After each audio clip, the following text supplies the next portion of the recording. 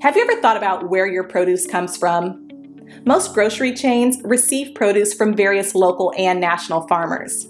In fact, there are about 3.4 million farmers in the United States today. But of that staggering number, only 45,000 are Black farmers. At the Better Buggy, we are a proud group of Atlanta-based Black-owned farmers, selling produce locally and nationwide. Our easy-to-navigate online platform makes it easy for you to make a one-time purchase or to simplify your life by subscribing to our weekly produce box. Whichever frequency you choose, you can order with confidence, knowing you'll receive 100% organic farm-fresh produce. If you're looking for a thoughtful gift for a loved one that they'd actually find useful, be sure to pop by our online store where you can snag a gift card your recipient can use to order their own produce and t-shirts. Ready to start supporting local Black-owned farms and making healthier food decisions? Visit thebetterbuggy.com now to start shopping. Able to be in 3 places at once. But Nate Phillips is trying to do just that. Fishing on his family's boat, running his new clam shack, and cutting the day's catch in his fish market. I've got 2 guys here besides myself. Normally I have 7. It's the same in all 3 locations. How many people's jobs do you think you're actually doing right now?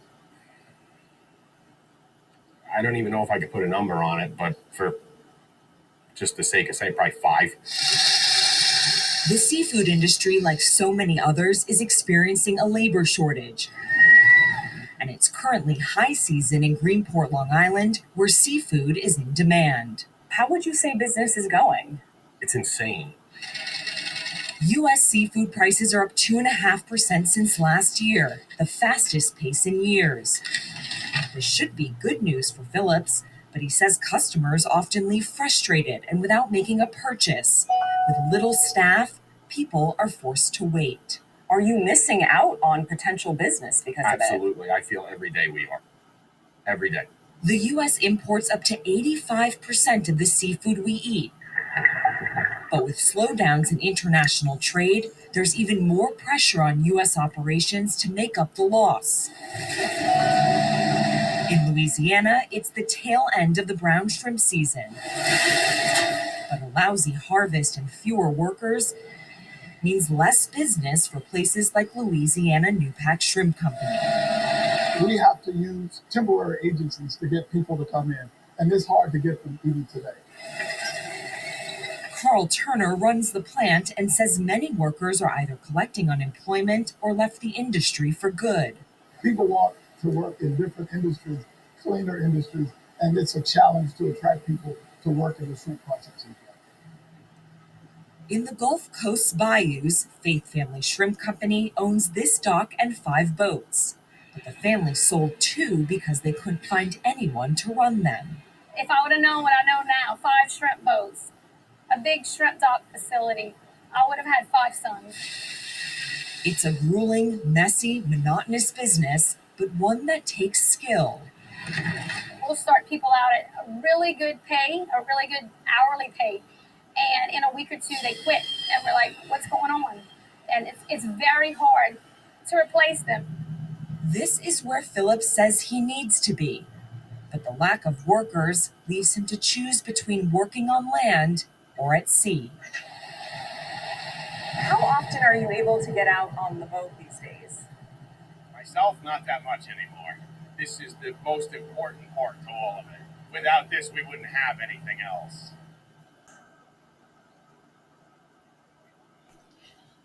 As you can see, the labor shortage is still going strong in America. Now there's a new headache, ingredient shortage. There are restaurants, major chains, and mom and pop diners. Many of them have to take items off of their menu because they simply can't make it due to an ingredient shortage. Taco Bell is probably one of the first we heard about regarding this situation. So this is CNN, August 16th, 2021. Restaurants are facing ingredient shortages. Here's how they are coping. So earlier this summer, There were restaurants running out of things like pita shells and flatbread and taco shells. Millie and his wife own a small catering company in Craftsbury, Vermont, and they are finding that many of the foods they serve, they don't even have all of the ingredients for. So he said he got a call saying that we're not delivering to you tomorrow or anytime soon. And so he was wondering why. Well, he found out what he needed, the Whole Foods in Boston. He said they're tapped out of a lot of ingredients. And one of the main ones he needed for his restaurant were pitas. When he was asked about the situation, a spokesperson for Cisco said in a statement that the company regrets that we have had to delay or pause service for a limited number of customers in various locations. Cisco added that it expects the issue to be temporary, but they're telling many of these restaurants, fast food and diners and stuff, they don't even have a date on when they can get these ingredients to them. So you'll start hearing a lot of restaurants talking about removing items from their menu, or you'll just pop by a restaurant and look at the menu and you'll notice it's getting shorter. After months of shutdown, restaurants have reopened their doors, but it doesn't mean they can bounce back. Of course, it's very hard with CV because staff members are getting sick daily in many of these locations. I mean, really, in a restaurant, how do you social distance? How do workers social distance in a kitchen? Or waitresses that got to go back and forth to deliver foods to tables? It's very difficult. It's next to impossible. So many are still short staffed, and a stressed supply chain means some restaurant operators are having problems buying ingredients that could change what diners see on their plate. The food away from home supply chain is under significant pressure. This is according to the CEO, said during a conference call earlier this month with analysts. The problem, he said, is that demand is outstripping supply in certain categories. Some of the suppliers Cisco works with and have been having a hard time filling orders. So apparently, Cisco is one of these restaurant suppliers. So they go around in the area um, and give restaurants whatever they need as far as what they can, make at the restaurant and serve. So if Cisco don't deliver, these restaurants are in trouble. And they are a pretty big supplier in the US, one of the big ones. Um, all right, so Cisco is short on certain products. Given the surge of, CV in the country, the demand for restaurant food once again slow if customers avoid dining out. For now, the supply chain issues mean even more uncertainty during an already precarious period for restaurants. We've heard stories related to supply chain disruptions since the pandemic began. Erica Palmer, executive director of Independent Restaurant Coalition, which advocates for independent restaurants. There are certainly products that used to flow through the marketplace now are not, she added. When the pandemic began, we saw the restaurant chain turn off, Homer said. And that now, not sometime, you can turn right back and with the flip of a switch. So they ran out almost immediately when the shutdown happened. many of these restaurants, that was really the beginning last year of when they were getting less and less supplies of ingredients to serve for a lot of things they have on their menus. Wow. So they're saying that they started searching for other suppliers for vegetables and other products and opening accounts with local Boston suppliers to deliver to Vermont. And he's increased his freezing capacity. I just bought a new freezer in anticipation of shortages that are inevitably coming. They are here. They're not coming, they are here. He's not the only one having a tough time securing ingredients in New York City. Amanda Cohen, a chef and owner of the celebrated vegetarian restaurant Dirt Candy, has been struggling to find vegetables she needs for a specific beet dish. We really wanted it to be candy cane beets. She said, unlike other beets, when you cut through the candy cane beets, you see pink and white rings, like a candy cane color, bullseye.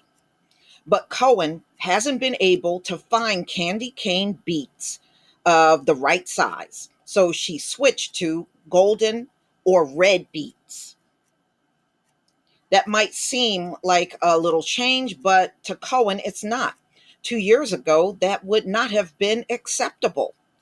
We would have found the right candy cane beets, so now those beets are just simply not available anymore. Cohen has had to simplify the menu in other ways throughout the pandemic. We don't do a ton of rainbow vegetables anymore because those more elusive colors, they're just not available, she said. And she has to make other adjustments. She started to place multiple orders from a variety of different distributors with the assumption that some will never come or be hours late.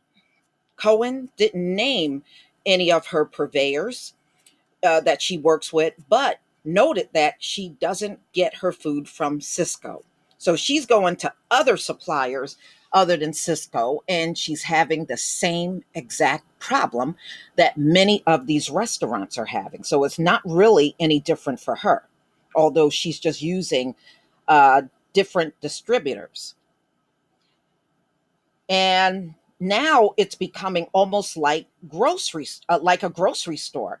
It's a warehouse of vegetables, she said. We'd like to get fresh vegetables every day, she noted, and we can't do that anymore. So, ladies and gentlemen, if you're the type of person that always grabs something to eat, or you're going to restaurants, because some people do dine out a lot, and some people just do it periodically, but they generally eat at home. So, this is just telling you how eating at home is going to become very critical as we move from this year into next year. So, I think the bottom line after reading something like this, be prepared to do most of your cooking at home, because this is just the tip of the iceberg. As we move into next year, all of these things, the labor shortage, the ingredient shortage, is just going to get worse. And it's going to be more and more products that these restaurants simply won't have. So this is not just fast food restaurants. These are also big chain restaurants and diners that are all around you that depend on, when you have a restaurant, you've got to constantly have food coming in to be able to feed your customers. And right now, a lot of these restaurants, on top of the labor shortage, are not able to do this. What do I think will happen? I believe a lot of these restaurants will eventually fold if things don't change. And I just don't see it changing anytime soon. but you're going to hear about a lot of them closing doors and just walking away from the business altogether.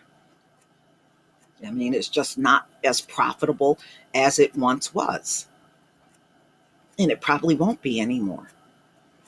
But y'all, please tell me what you think. Please leave your comment and subscribe. Don't forget to hit on the notification bell, and I'll see you on the next video.